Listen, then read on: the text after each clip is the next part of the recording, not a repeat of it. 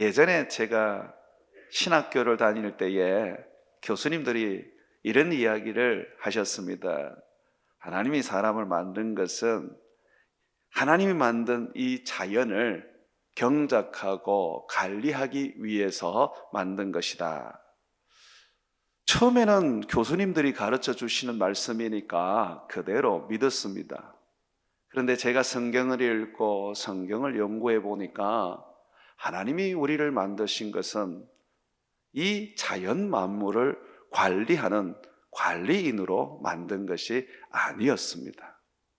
주님은 우리를 예수 그리스도의 형상을 가진 자기의 자녀로 만드셨습니다.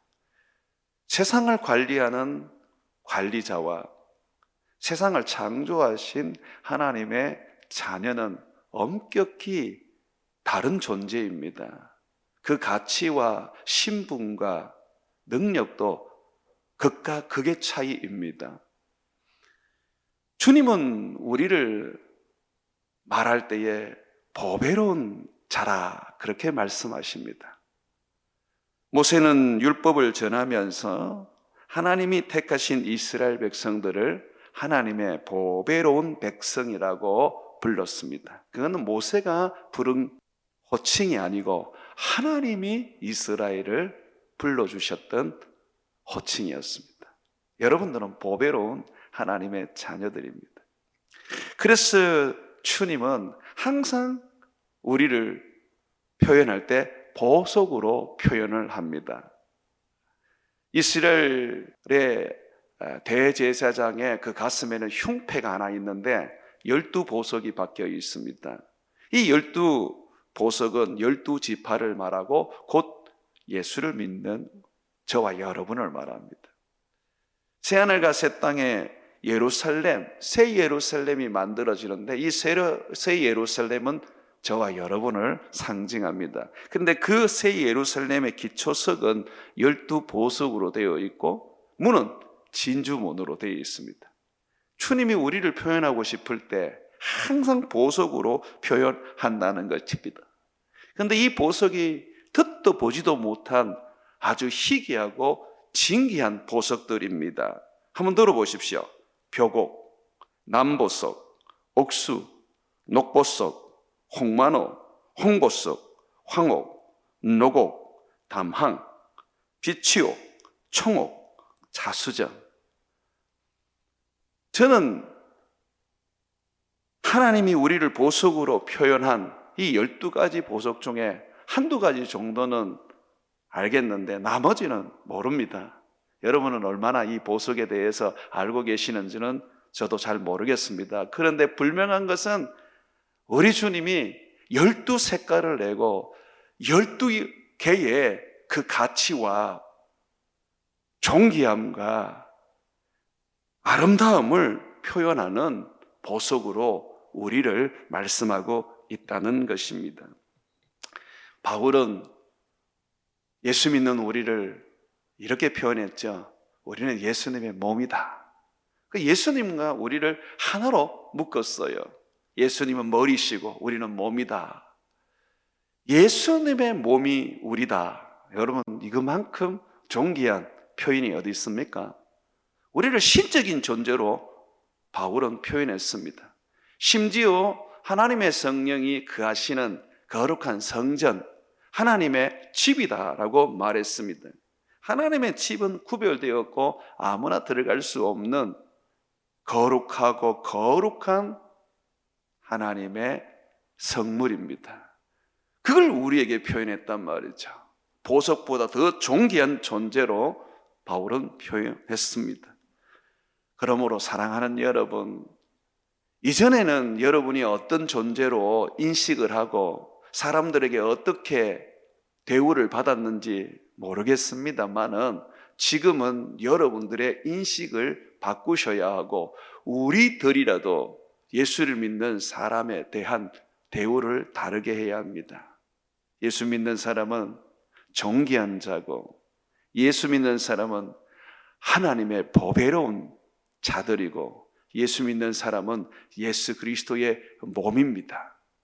그러므로 항상 여러분 자신이 교만하면 안 되지만 그렇다고 자존감을 완전히 땅에 떨어뜨린 채 불쌍하고 아무런 쓸모없는 사람처럼 여기시면 안 됩니다. 그것은 죄입니다.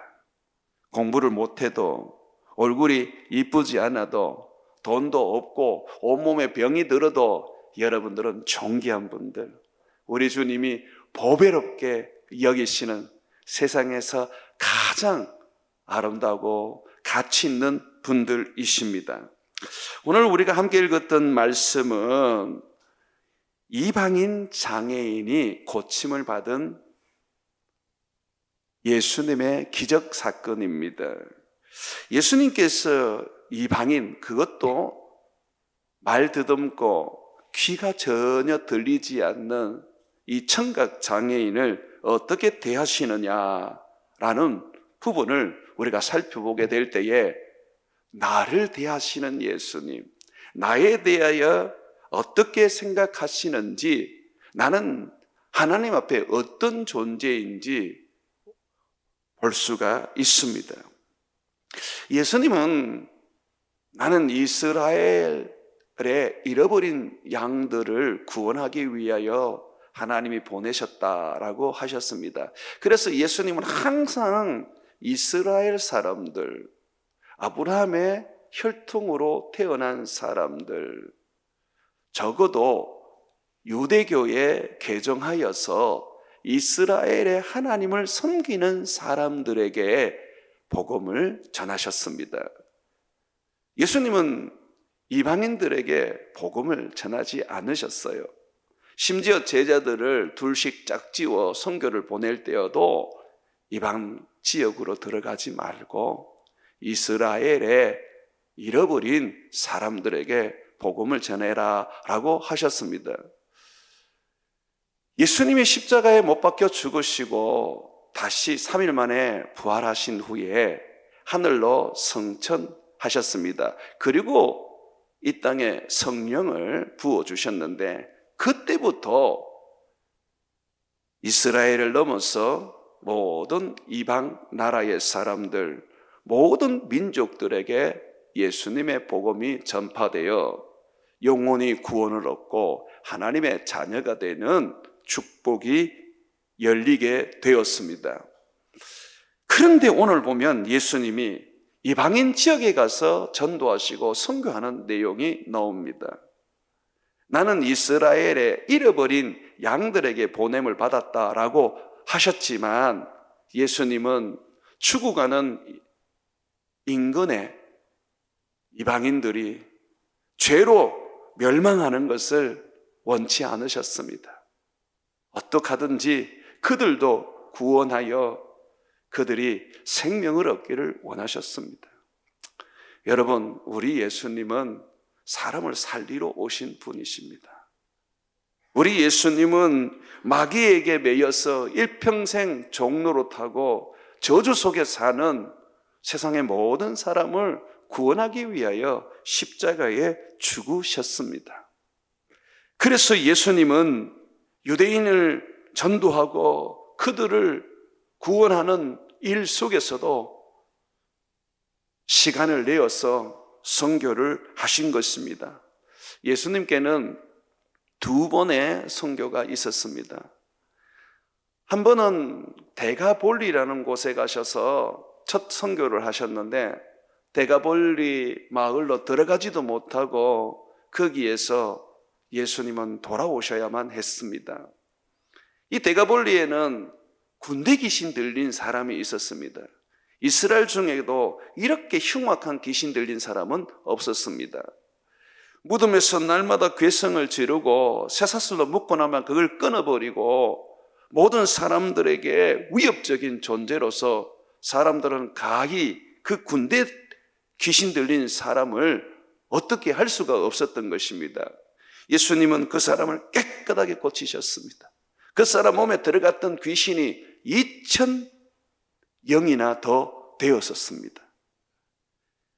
2,000영이 2,000마리가 사람 속에 들어갔으니 얼마나 그 사람들이 고통스러웠겠습니까? 그때에 귀신 들린 사람은 두 사람이었습니다. 예수님은 그들을 깨끗하게 고쳤습니다. 그 두 사람을 대신해서 2,000마리나 되는 돼지떼가 죽었습니다. 왜냐하면 이 사람 속에 들어가 있던 이 귀신이 돼지 속으로 들어가서 호수로 달려가서 다 죽었기 때문이죠.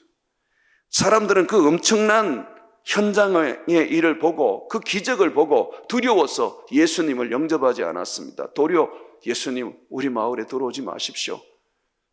당신은 유대인이니 유대로 돌아가십시오. 우리는 두렵습니다. 라고 하면서 거절했던 것입니다. 그때에 예수님이 귀신 들렸던 사람, 군대 귀신 들렸던 사람 둘 중에 한 사람을 그의 제자로 삼으시고 즉각적으로 그를 자기가 살던 마을과 데가볼리를 돌아다니면서 예수님의 복음을 전하게 하셨습니다. 이 사람이 돌아다니면서 데가볼리 지역에 복음을 전했는데 수많은 사람들이 예수님에 대하여 사모하게 되었고 그 예수님의 복음을 듣고 싶었고 예수님을 만나고 싶었던 것입니다.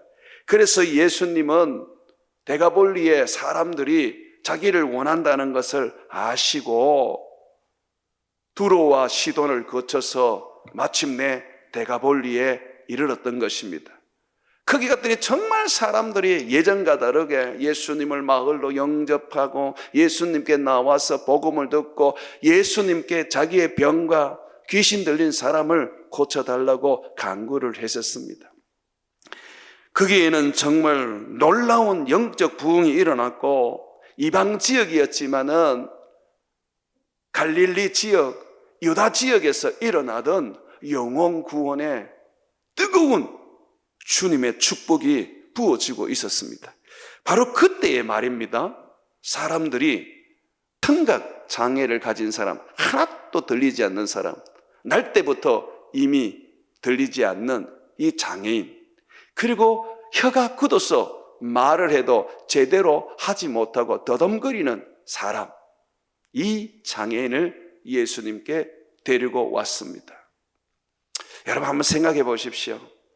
지금 그렇게도 예수님이 원하던 이방지역 데가볼리에 영적 부흥이 일어나고 있습니다. 사람들이 인산인해를 이루면서 예수님의 말씀을 들으려고 그러고 예수님의 이적과 기적을 통하여서 예수님을 믿으려고 합니다. 그렇게도 원하던 이방인 선교가 마치 봇물이 터지듯이 막 터졌습니다. 그런 상황 속에서 장애인 한 사람을 위하여 예수님께서 시간을 내고 그 사람을 고치고 그 사람에게 복음을 전한다는 것은 어찌 보면 시간 낭비처럼 보여집니다. 물 들어올 때 배 저어야지 물이 빠져나가 버리면 아무리 노를 저어도 배는 움직이지 않는 것입니다. 그런데 예수님은 그렇게 하지 않으셨습니다. 오늘 31절 말씀 한번 보시죠. 예수께서 다시 두로 지방에서 나와 시돈을 지나고 데가볼리 지방을 통과하여 갈릴리 호수에 이르매 32절과 33절 상반절입니다. 사람들이 기먹고 말 더듬는 자를 데리고 예수께 나와 안수하여 주기를 간구하거늘 예수께서 그 사람을 따로 데리고 무리를 떠났사. 지금 복음이 필요한 사람들, 예수님을 믿으려고 이방인 곳곳에서 사람들이 몰려왔는데 예수님은 이 많은 사람들을 지금 어떻게 버려두시고 이 장애인 한 사람, 유대인도 아니고 데가볼리의 장애인 이 한 사람, 이 한 사람을 예수님께서 따로 데리고 무리를 떠나십니다. 예수님께서 무리들에게 충분하게 복음을 전하시고 병도 고치시고 귀신도 내어 쫓고 난 다음에 하신 일일까요?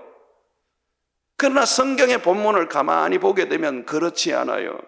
지금 사람들이 여전히 몰려있고 여전히 예수님을 필요로 하는데도 불구하고 예수님은 이 이방인 장애인 한 사람을 위하여 따로 시간을 내시고 따로 장소를 옮기시고 그만을 위한 엄밀한 환경을 만들어 주셨습니다. 오직 이 이방인 장애인 한 사람에게 집중해서 그에게 복음을 전하고 손수 그를 만져 치료하시기 위하여 신혼부부가 엄밀한 자기의 처소에 들어간 것처럼 예수님은 이 볼품없고 사람들에게 가치 없고 사람들 손에 이끌려 온 이 사람을 엄밀한 곳으로 데리고 가서 예수님과 1대1로 시간을 가지게 하셨습니다. 이걸 보면 좀 예수님이 차별하는 것 같지 않아요? 남자라서 이렇게 하셨을까요? 얼마 전에 예수님이 이방인 선교하면서 가장 먼저 두로에 가셔서 수로보네게 여인을 만나신 적이 있지 않습니까? 그 여인은 자기 딸이 흉악한 귀신에 들렸다고 고쳐달라고 그렇게 간청하고 간구하고 예원을 했었습니다. 그런데 예수님이 외면하셨거든요. 심지어 그 여인 앞에서 그 여인을 이방인이라고 말하면서 유대인들이 말하는 것처럼 개라고까지 모욕을 주시기도 하셨거든요. 그런데 왜 지금 이 동일한 이방인인데 수로보네게 여인은 시돈 두로 사람이고 지금 이 이방인 장애인은 데가볼리 사람이거든요. 똑같이 제가 보기에는 이방인이고 심지어 이 여인보다 이 장애인은 어찌 보면 더 볼품없고 가치 없는 사람 같은데 왜 이 사람을 위해서는 특별한 시간 VIP 대접을 하시면서 무리를 떠나서 이 사람만의 엄밀한 그런 시간을 주시고 만남을 주시고 수로보네게 여인에게는 그렇게 하지 않으신 것입니까? 남녀 차별이 있으신 겁니까? 아닙니다. 수로보네게 여인의 큰 믿음을 제자들에게 보이시기 위하여 수로보네게 여인을 시험하신 겁니다. 아브라함에게 이삭을 바쳐라 라고 하셨던 것처럼 말입니다. 예수님의 마음은 수로보네게 여인을 너무나도 사랑하고 존귀하게 여기고 데가볼리 이방인 장애인과 동일하게 예수님은 귀하게 생각하십니다. 다만 이 수로보네게 여인을 통하여 큰 믿음이 뭔지 제자들에게 가르쳐야 하기 때문에 예수님께서 그렇게 마음에도 없는 말을 하시고 행동을 하신 겁니다.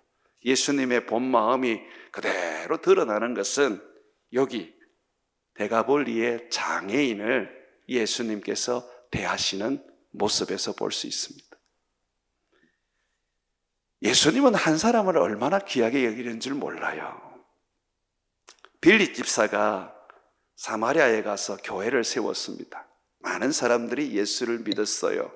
빌립은 거기에서 목회를 하며 많은 성도들을 목양하고 있었습니다. 그런데 갑자기 성령님께서 빌립에게 말씀하십니다. 빌립아, 저기 가사로 내려가는 길로 너 거기 가자. 거기에 이방인 한 사람이 예루살렘에서 예배를 드리고 내려가는데 네가 좀 만나야겠다라고 하십니다. 여러분, 제가 여러분 다 놔두고 예배 시간에 여러분들은 자습하십시오 그래놓고 제가 딴 데 가서 한 사람에게 복음을 전하면 여러분 어떻게 생각하겠습니까?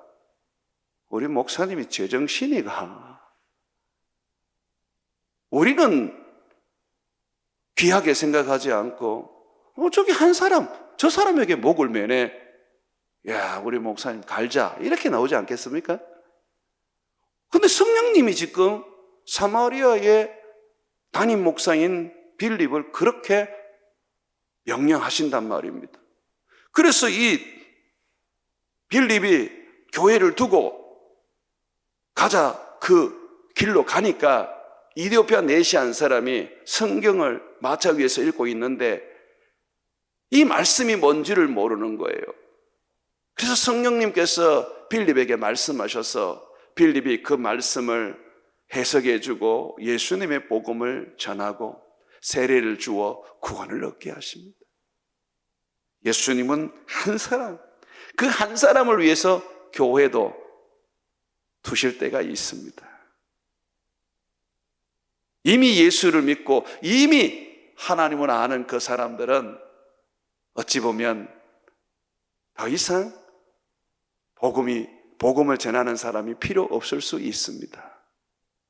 예수님은 정말 구원이 필요한 것에 사람들을 보내고 거기에 마음을 두시는 것이죠. 스펄전은 이렇게 말합니다. 큰 군중, 뜨거운 분위기, 감동적인 찬양, 강한 호소가 사람을 변화시키는 것이 아니다. 주님은 때로는 사람을 군중에서 따로 떼어내셔서 오직 그 한 사람을 붙잡고 그 한 사람만을 위하여 복음을 전하고 그 한 사람이 구원을 얻도록 하신다. 한 사람, 우리에게는 아무것도 아닐 수 있으나 우리 주님에게는 존귀하고 목숨을 주어 사랑한 존재이기 때문이다. 그래서 예수님은 100마리의 양 중에 잃어버린 한 마리의 양을 찾아다니기 위해서 99마리의 양은 그냥 두시기도 한다고 말씀하셨던 것입니다. 예수님의 마음이 여러분에게도 이 이방인 장애인에게 향한 마음과 동일합니다. 여러분들은 제게는 베들러 교인 중에 한 명에 불과할 뿐이지만 예수님께는 아닙니다. 여러분은 예수님께는 그 한 사람의 존귀한, 그 사람만의 귀한 보배로운 자들입니다. 예수님은 지금 저와 같은 시선으로 여러분을 보지 않습니다. 여러분 각 사람을 사랑하시며 각 사람을 존귀하게 여기시며 각 사람을 귀하게 여기고 계십니다. 지금 예수님은 여러분 한 사람에게 집중되어 계십니다. 믿으십니까? 그래서 우리 안에 성령을 각각 주셨지 않습니까? 성령은 한 분 하나님이신데도 불구하고 모든 사람들 안에 거하셔서 1대1로 케어하시고 말씀하시고 돌보시고 이끌지 않습니까? 하나님은 아브라함의 하나님, 이삭의 하나님, 야곱의 하나님이 되신 것처럼 여러분의 하나님이 되시기를 원합니다. 나의 하나님이에요. 나의 하나님. 예수님께서 이 한적한 곳에 이방인 장애인과 함께 따로 시간을 가지신 후에 예수님께서 이 사람에게 치료를 하시는데, 그런데 이 치료하는 모습과 가정을 보면 예수님이 얼마나 자기를 믿는 사람을 존귀하게 여기고 보배롭게 여기는지 우리는 볼 수가 있습니다. 여러분, 이 이방인 장애인은요 전혀 듣지를 못했어요. 그런데 말은 떠듬떠듬했습니다. 사람이 청각 장애를 가져도 눈이 보이면 말을 배우고 할 수 있다고 합니다. 듣지는 못해도 말은 하는 거예요. 왜냐하면 말하는 사람들의 입술 모양을 보면서 말을 배우고, 말하는 사람들의 그 어떤 행동을 보면서 말을 배우기 때문이라고 합니다. 그래서 이 들리지 않아도 말을 아주 정상인보다 더 유창하게 하는 이 청각장애인들이 많습니다. 그런데 여기 보면 이 사람은 말도 더듬거린다고 말합니다. 왜 말을 더듬거릴까요? 말하는 혓바닥이 병이 나 있어서 그렇습니다. 예수님이 나중에 이 혓바닥을 고쳐주는데 이 혓바닥이 굳어져 가지고 말이 제대로 표현이 안 나오는 겁니다. 자, 이 사람에게 예수님께서 어찌 보면 머리에 안수 한번 하면서 깨끗하게 나아라 라고 하실 수도 있고, 그냥 말씀 한마디로 너는 이제 말도 온전하게 하고 기도 뻥 뚫려라 라고만 해도 이 사람이 고침을 받을 수 있을 것입니다. 그런데 예수님은 이 사람을 한적한 곳에 데리고 가셔서 하나하나 예수님께서 그 사람을 만지면서 치료를 하십니다. 먼저는 손가락을 가지고 그 사람의 막혔던 귀 속에 쑥 집어넣고 예수님께서 그 귀를 고치십니다. 얼마든지 손으로 귀를 만져도 되고 아니면 그냥 말씀으로만 해도 되는데 왜 이 손가락을 집어 넣었을까요? 또 예수님께서 굳은 혀를 치료하시기 위해서 예수님이 그 혓바닥에 손을 갖다 대어서 그것을 문지르시는데 이번에는 침을 탁 뱉어가지고 침을 거기에 혓바닥에 발라서 예수님이 그 혀에 문지릅니다. 왜 그렇게 하셨을까요? 그거로 끝나지 않고 예수님은 이 눈은 멀쩡한 이 청각장애인이 보는 앞에서 하늘을 향하여 우러러 하나님을 보시면서 탄식하시며 기도를 합니다. 그리고 소리내어 말합니다. 에바다. 이 에바다는 당시에 유대인들 뿐만 아니라 인근의 많은 사람들이 사용하던 공용어입니다. 에바다 하면 이 지금 이방인 청각장애인이 열려라 라고 하는 뜻인 줄 이미 알고 있는 단어입니다. 예수님은 지금 이 청각장애인이 보고 그리고 느낄 수 있는 모든 것을 동원해서 복음을 설명하고 계시는 겁니다. 귓구멍에 손을 가락을 넣고 내가 이걸 고칠 거다. 혓바닥에 예수님이 손을 올리면서 침을 뱉어서 그 위에 바르면서 내게서 나오는 것이 너를 치유할 것이다. 하늘을 바라보면서 내가 너를 치유할 수 있는 것은 나를 보내신 하나님, 그분이 치료하시기 때문이다 라고 하면서 기도하고 명령하여서 열려라고 말했던 것입니다. 이것은 한적한 곳에 가서 오직 청각장애인 그 사람에게 집중하지 않고는 안 되는 복음 전파의 방법입니다. 정상인들이야 그냥 말로만 들으면 되지만 이 청각장애인은 말로 들을 수는 없는 장애를 가지고 있습니다. 그래서 예수님이 은밀한 곳에 가셔서 그 사람만을 바라보면서 그 사람이 느낄 수 있고 그 사람이 깨달을 수 있도록 귀에 손가락을 넣고 혓바닥을 침으로 바르시고 하늘을 우러러 탄식하며 기도하고 그 사람의 눈을 쳐다보면서 입술을 쳐다보면서 열려라고 말씀했던 것입니다. 사랑하는 여러분, 예수님은요 그 사람이 장애를 극복하고 건강한 사람이 되는 것보다 더 중요했던 것이 예수님의 그 복음을 깨달아서 구원을 얻는 거였습니다. 그러니 단순하게 그냥 고쳐주시는 게 아니라 하나하나 손가락을 가지고 침을 뱉어가면서 하늘을 우러러 기도하면서 그 사람이 자기의 입모양을 보도록 만들어서 하나하나 설명하고 복음을 전했던 것입니다. 사랑하는 여러분, 예수를 믿는 것은 영혼이 구원을 얻는 것이 얻기 위함입니다. 영혼 구원은 안 받고 병마 고침 받고 가난한 사람이 부하게 되고 힘겹고 어려운 사람들이 편안하고 행복하게 사는 것, 그거는 축복이 아닙니다. 내 영혼이 구원을 얻는 겁니다. 내 영혼이 하나님을 만나는 것입니다. 내 영혼이 하나님으로 인하여 기뻐하고 그분과 동행하는 것입니다.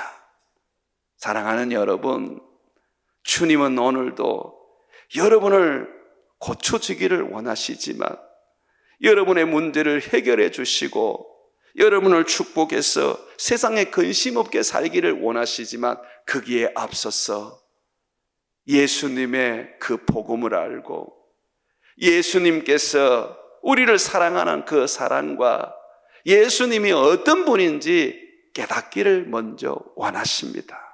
여러분의 영혼이 살아 숨쉬며 구원 얻기를 원하는 것입니다. 뿐만 아니라 예수님은 이 청각장애인을 깨끗하게 고친 후에 말씀하십니다.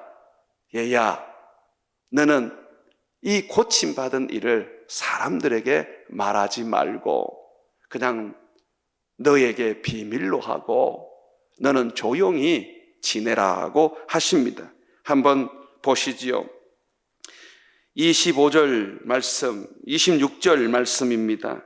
예수께서 그들에게 경고하여 아무에게도 이러지 말라 하시되 경고하실수록 그들이 더욱 널리 전파하니, 예수님께서 이 청각장애인과 그를 데려온 사람들에게 명령하십니다. 말하지 마라.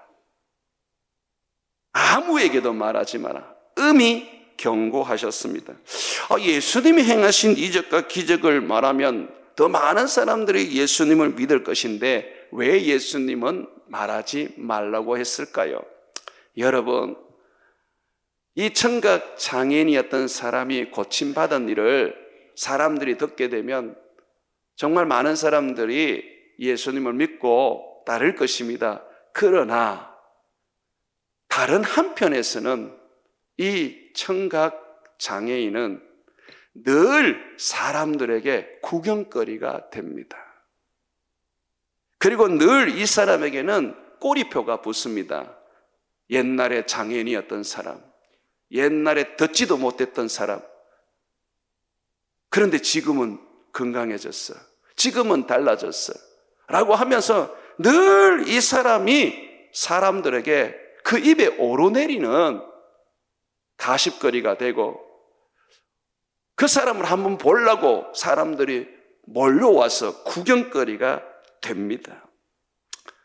예수님의 복음을 땅끝까지 전파하는 데 있어서 내가 구경거리 좀 되면 어떻고 가십거리가 좀 되면 어때? 라고 여러분 말할 수 있지만 예수님은 그걸 원하지 않습니다. 문둥병자였던 사람도 예수님이 고치신 후에 대제사장에게 가서 깨끗하게 나음을 받았다는 것을 증명하고 사람들에게는 말하지 마라 하셨습니다. 소경을 고친 후에도 어디를 가서 네가 고침받았다는 소리는 하지 마라. 그냥 조용하게 너만 알고 있어라 라고 하셨습니다. 왜 그렇게 하셨습니까? 예수님은 우리가 우리의 병들었던 장애를 가졌던 예전에 저주받았던 그런 인생과 같은 걸 가지고 복음을 전하는 걸 원치는 않습니다. 왜냐하면 그것이 결국은 내게 상처가 되고 내게 큰 아픔이 되고 사람들의 구경거리와 가십거리가 되기 때문입니다. 여러분 한번 생각해 보십시오. 제가 여기서 설교를 하는데 이전에 제가 아주 나쁘게 살았던 그런 이야기를 하면 여러분들 어떻게 앞으로 저를 생각하겠습니까? 들을 때야 우리 예수님이 이영 목사를 참 변화시켰구나 라고 하지만 그 이후로 설교를 들을 때마다 생각나지 않겠습니까? 옛날에 이영 목사가 저렇게 살았다 하던데, 아이고 저 사람이 지금은 변화되었지만 옛날에는 엉뚱한 사람이어서 그럴 거 아닙니까? 그래서 저는 여러분들에게 비밀을 말하지 않습니다. 내가 우리 성도들에게도 그럽니다. 소그룹 모임을 할 때에 절대로 이전에 은혜 받았던 얘기를 하지 마십시오. 득이 안 되는 부분이 있습니다. 나는 너무 좋은데, 나는 사람을 죽인 사람이었는데 주님께 용서를 받아서 구원을 얻었지만 사람들은 내가 구원 얻은 거는 생각 한 개도 안 하고 늘 생각하는 게 저 사람은 살인자였는데 저 사람은 살인자였는데 라고만 생각할 겁니다. 그러니 말하지 마세요 라고 했던 겁니다. 그리고 우리 성도들에게 내가 늘 당부했죠. 호구조사하지 말라고. 과거에 뭘 했든지 어떻게 살았든지 말하지 말라고, 묻지도 말라고. 왜? 그것이 결국은 그 사람에 대해서 편견을 가지게 되고 우리들의 가십거리가 되고 좀 그 사람에게 마음이 상하면 그냥 온 대로 다니면서 이상한 소문도 내고 그러잖아요. 예수님이 그게 싫었어요. 야, 너는 예전에 장애인이었던 거 사람들에게 말하지 마. 그냥 너는 일상적으로 살아가. 내가 너를 고친 거 그거 생각하고, 내가 너를 사랑하는 거 그거 생각하고 너는 믿음으로 살아라고 하셨습니다. 사랑하는 여러분, 주님이 여러분이 구경거리가 되고 가십거리가 되는 걸 원치 않으십니다. 그러므로 여러분들은 때로는 허물은 덮어두고, 지난 과거는 말하지 말고 감추어 두고, 그냥 예수님 앞에서만 늘 돌아보면서 새롭게 만들어준 그 삶을 늘 살아가시기를 바랍니다. 특히 우리 여성도님들, 결혼 전에 남자 사귄 거 얘기하면 안 돼요. 60이 되고 70이 돼도 남자들은 마음이 상합니다. 물어보고도 무조건 얘기하세요. 당신 나 결혼하기 전에 사람 사귀어서, 아니 무슨 소리에, 나는 예수님밖에 없었어. 그렇게 얘기하셔야 됩니다. 왜 그렇게 얘기해야 됩니까? 듣는 사람은 그만한 믿음이 안 됩니다. 그래서 우리는 오늘 예수님의 말씀을 귀담아야 됩니다. 내가 너를 축복하고 내가 너를 고치고 내가 너에게 새로운 인생을 준 것을 사람들에게 말하지 마라. 그저 너는 내가 너에게 준 그 은혜를 마음에 담고 재미있게 열심히 행복하게 나를 위하여 살면 된다라고 하셨습니다. 그러므로 사람들 앞에서는 이전 것을 드러내지 말고 오직 하나님이 주신 그 은혜에 합당한 삶을 살아가는 저와 여러분 되시기를 주의 이름으로 축원을 드립니다.